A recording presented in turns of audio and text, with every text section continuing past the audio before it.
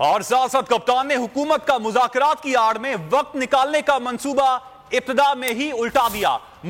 मुज़ाकरात इंतखाबात की तारीख देने से मशरूत। पीटीआई ने मुज़ाकरात की दावत पर जवाब दिया कि इलेक्शन की तारीख के बाद मुज़ाकरात की मेज पर बाकी तमाम मसाइल पर बातचीत करने को तैयार हैं।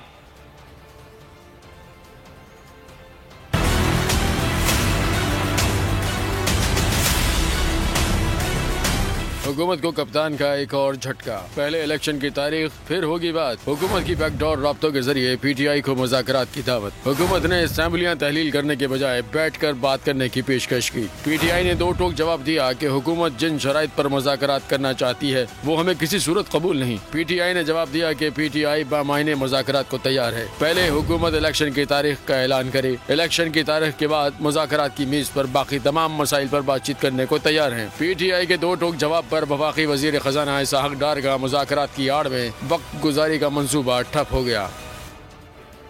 इलेक्शन कराओ, मुल्क बचाओ मुहिम का